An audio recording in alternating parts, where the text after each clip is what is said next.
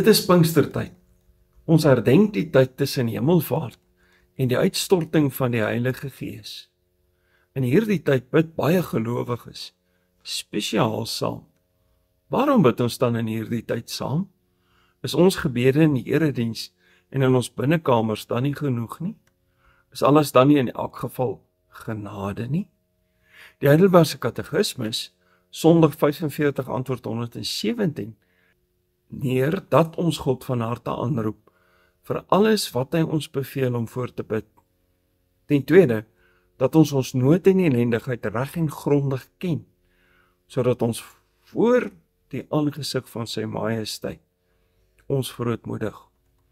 Volgens Jakobus 4 speel ons gehoorsame toewyding aan die Here en ons afsondering met en vir die Here tog 'n rol aan sy naby wees aan ons.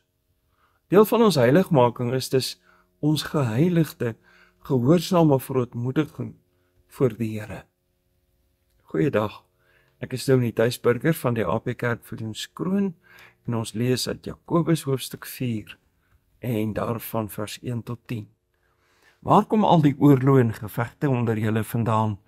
Kom dit nie van julle begeertes wat in julle ledemate oorlog voer nie? Julle begeer, maar julle besit niks nie.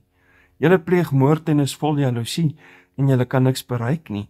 Julle veg en maak oorlog en tog het julle niks, omdat julle nie bid nie. Julle bid en julle ontvang nie, omdat julle op die verkeerde manier vra, sodat julle dit in julle welles kan deurbring. Egbreeksters, weet julle dan nie dat vriendskap met die wêreld vyandskap teen God beteken nie? Wie ook al 'n vriend van die wêreld wil wees, maak homself 'n vyand van God. Of dink julle dat die skrif verniet sê dat God hunker met besitlikheid na die Gees wat hy in ons laat woon het? Maar hy gee groter genade. Daarom sê hy, God staan die hoogmoediges teen, maar aan die nederiges gee hy genade. Onderwerp julle dus aan God, weerstaan die duiwel, dan sal hy van julle wegvlug. Nader tot God, dan sal hy tot julle nader. Reinig julle hande sondaars en suiwer julle harte dubbelhartiges.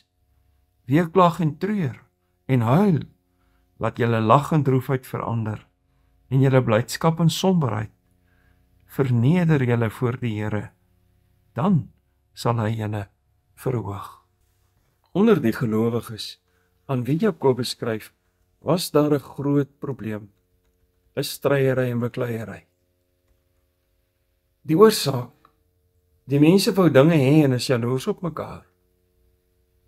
Kan ons maar in vandag se terme sê, eie ek, mag en beheer, doen wat ek wil hê, soos wat ek dit wil hê, en wat ek wil hê is natuurlik dan volgens daardie persoon altyd selfs vir die koninkryk die beste.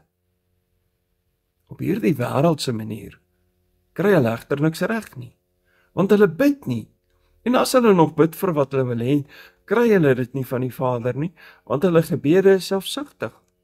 As ons as gelowiges so optree, en so gemeente probeer wees, en so probeer bid, gaan ons ook niks reg kry nie. In vers 3 sien ons, dat hulle nie kry wat hulle bid nie, omdat hulle op die verkeerde manier vra. Nou wat is dan die regte manier? Die regte manier is nie 'n spesiale formule, 'n spesiale gebedshouding of selfs spesiale woorde nie, maar die regte gesindheid. Hierdie gelowiges was te lief vir die wêreld, miskien was hulle ook te lief vir hulle self. Die dinge van die wêreld was vir hulle heeltemal te belangrik. Ook ek en jy kan nie vriende met die wêreld en met God wees nie. As die wêreld jou heeltemal aanvaar, as die wêreld jou as vriend beskou, dan is jy klaar God se vyand. Dit wat vir my en jou die belangrikste is ons God, of ons afgod. Hier word die beeld van die huwelik gebruik. Jy kan nie getrou aan jou eggenoot wees en ook 'n verhouding met 'n ander persoon hê nie. So verwag God eksklusiewe getrouheid aan hom. Jy moet kies. Is God vir jou die belangrikste? Of is die wêreld vir jou meer werd.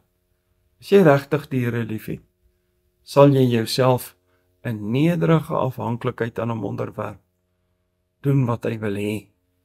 Dit is reg teenoor wêreldsgesindheid, waar jy begeer en beklei vir wat jy wil hê.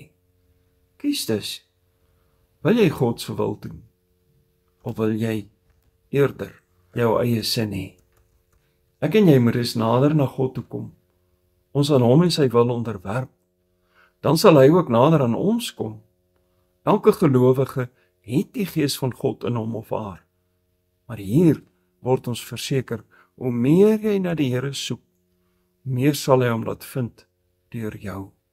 Hoe meer jy jou afsonder van die begeertes en stryery en magsig van die wêreld, hoe meer sal God se Gees in jou beheer neem.